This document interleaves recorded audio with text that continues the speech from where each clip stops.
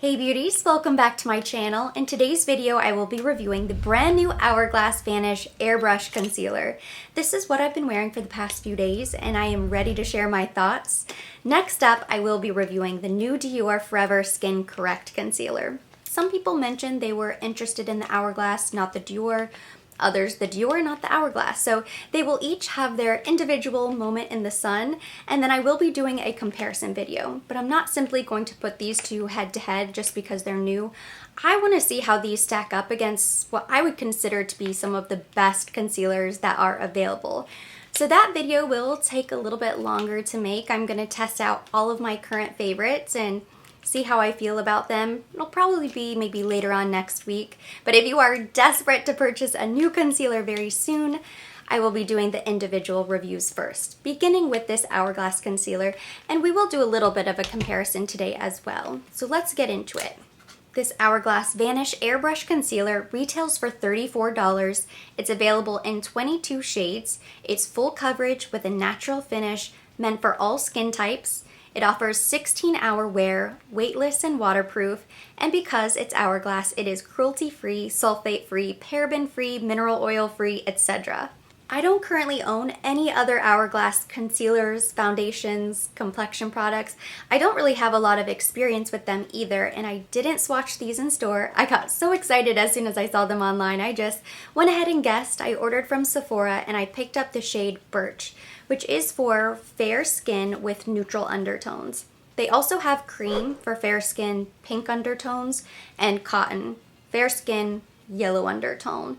They do a pretty good job of spelling it out for you, and of course you can see the little swatches. That can be tricky. I figured my best bet would be to go pretty fair but keep it neutral. So that's why I chose Birch, and I think it was a really good decision. I probably could go a shade or two darker, but I just wouldn't want to. And you can see when I open it up, it has this tapered doe foot wand applicator, and when I swatch it, it looks very light. I was somewhat concerned when I first swatched this on my arm, but as I blend it out and as it dries down, it will oxidize a little bit deeper. Now I know that naturally I have very light skin, but there are plenty of people who are far more fair complected than I am, so you may be looking at this swatch right now thinking that this isn't going to cut it for you. And if this looks like it may oxidize and be too dark, I would suggest trying those other fair options, the cotton and the cream.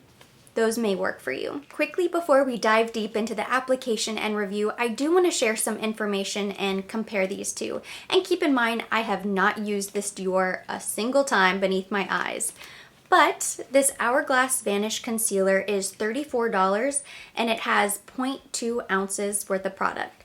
The Dior is $36 and it has 0.37 ounces of product. So nearly double, almost double the product in the Dior versus the Hourglass for $2 more.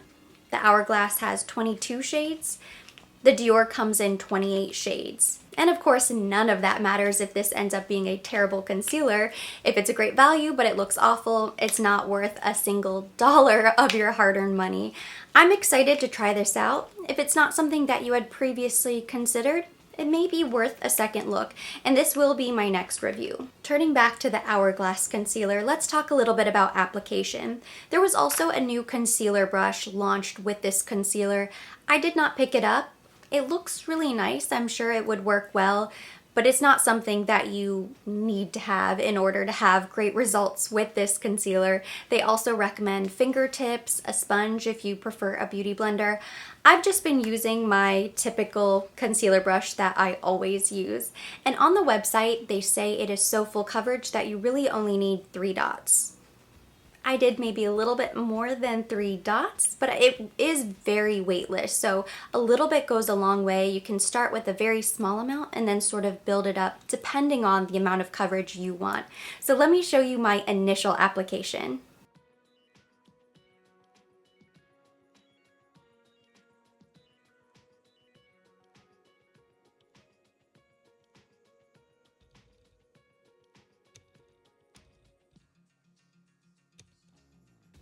Blend it out really easily. It looks very smooth.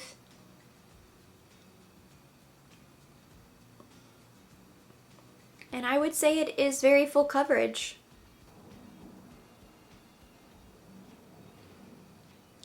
Applied a little bit more just to see.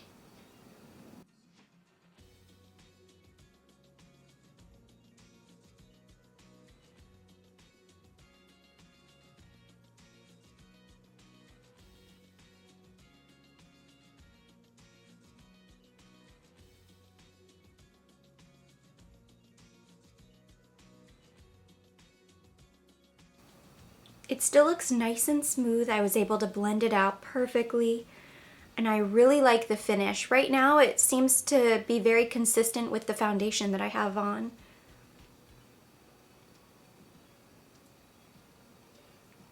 The skin still feels nice and hydrated, even though it looks like it has almost a matte finish. It doesn't feel really matte. I'm back, my makeup is complete, I'm about to get dressed and start my day, but I've already had this concealer on for roughly an hour or so. My initial thoughts are that it looks really nice. I'm very impressed with how smooth and sort of perfected my under eye area looks. I didn't do anything else different with my makeup. I'm using all of the same products that I've been using for the past couple days or so. I think it looks really nice. I get a little bit of creasing right in here, those teeny tiny little fine lines right underneath my eye. That happens with absolutely every concealer. There is nothing that I can do to prevent that. But I think it looks really pretty. I'm very happy with the shade I picked up. Birch is the lightest shade available, and this is my first Hourglass complexion purchase, so I didn't have any direction, any experience to rely on ordering blind from the Sephora website. But it's never backfired on me to order the lightest shade of concealer. That's what I usually do, and I think this is perfect. It gives me a little brightness under the eye, but it's not too bright. On the docket today, I have some filming to do, editing, running errands. I'll be cooking, cleaning, laundry, the usual stuff. But most of you probably don't realize that a filming day is the best day to test out a new concealer. It is like the kiss of death.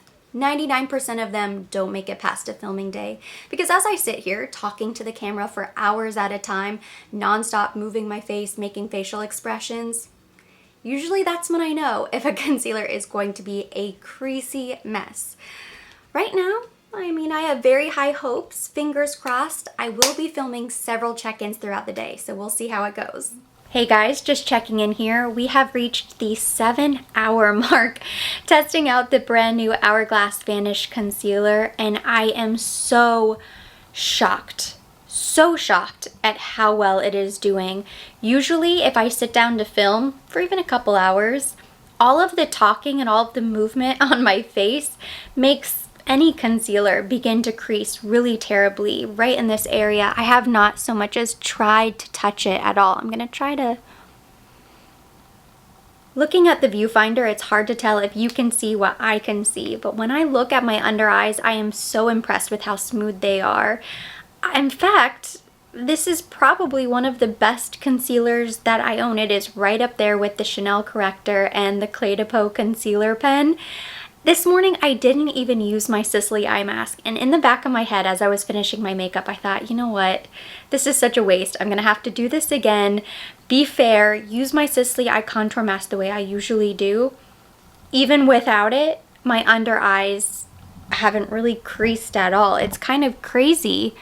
Usually I get a little something and I have to go in with my finger even. I have not so much as tapped my under eye area since I applied the concealer this morning at 9 a.m. I am so impressed. I'm gonna continue working. I'm doing some editing. I'll run some errands.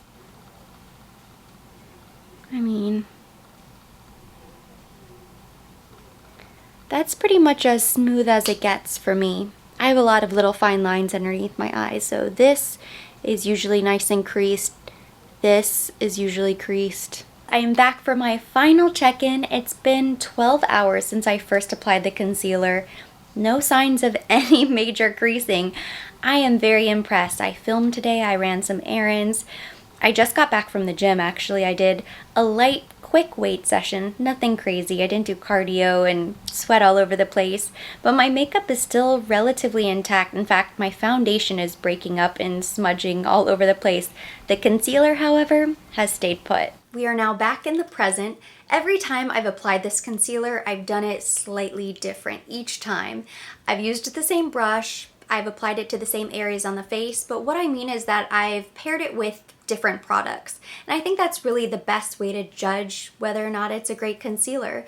The first time I used it, I paired it with the Kevyn Aucoin Foundation Balm. I didn't use any primer. I accidentally forgot to use my Sisley Eye Contour Mask. Today, I'm using the Charlotte Tilbury Airbrush Flawless Foundation. I used the Le Beige Water Fresh tint as a primer, and I did use my Sisley Eye Contour Mask. I also have found that it's not a perfect application every single time. I used the right amount the first day, and it was perfect. Since then, I've struggled a little bit, and I think that's going to happen with any new product. You know, you have to figure out the best way to use it for you and your skin. So today, for example, I tried to get a little bit more coverage for the sake of seeing if I could build it up. And I did notice a tiny bit of creasing, whereas before I didn't notice any creasing, which is really mind-blowing. I am impressed with this concealer. I think it is going to be one of the best that I own. I just haven't had any major issues with it just yet. The first day was the best, and since then I've just been playing around with it. But even today, on a day that I did notice a little bit of creasing, whereas before I hadn't, it's still a lot better than 95% of the concealers that I have in my bathroom. So it's up there as one of the best. I think the shade range looks really great. 22 shades of concealer is amazing. The price for the amount of product, I don't really mind. I think it's probably kind of normal. The Dior concealer looks like it just has a huge amount of product. It lasts all day on me, in my experience. So I think this is going to be a concealer that I love and I can wear in so many different environments. That's going to take time to really test out. You know, I've worn it out and about, I've worn it here at home, I've worn it filming a couple times now, and that really is the best test, because if I can sit here and talk and talk and talk and move my face around and I don't get any creasing, it's just so rare. So this concealer has really blown me away. It wasn't even on my radar until it popped up as one of the new items at Sephora, and I thought, okay, this looks interesting, new year. I'm trying to be really smart about the products that I get, but I am always in the market for a new concealer. That is just the never-ending hunt. If there's a new concealer, I'm going to review it for you guys because I'm always looking. It's ridiculous that there are really only 2 concealers that I can rely on when there are so many concealers on the market. So right now, as it stands, I would recommend this Hourglass concealer. I think it is amazing for what it does. It's full coverage. It does have a natural finish. It's not incredibly hydrating, but it's not really dry either. When I touch the skin, it doesn't feel dry, but it also doesn't look dewy or luminous. It's kind of that perfect natural finish, just the way they describe it. So if you have really dry under eyes, if you have a lot of dull skin and you need something really luminous and hydrating, you could maybe work this out if you mixed it in with some sort of eye gel or eye serum, perhaps a liquid illuminator to give you a little bit more brightness and luminosity. You could work it out that way. I don't think it would be a problem if you have dry under eyes. It's not super matte, super drying. Overall, I must say that I am incredibly impressed with this concealer, but also it's just a really good product. I'm thinking now about all of my favorite concealers. Of course, the Chanel Corrector, Clé de Peau Concealing Pen. I do really like the YSL All Hours, although I do consider that to be a little bit too drying and too matte. This might make it into the top 3. It's really that good. But I am committed to continuing to play around with it, test it out in different scenarios with different products, and give you a full review later on when I do my concealer comparison video. It's going to take some time. Next, I am really looking forward to comparing it to this new Dior and trying that out.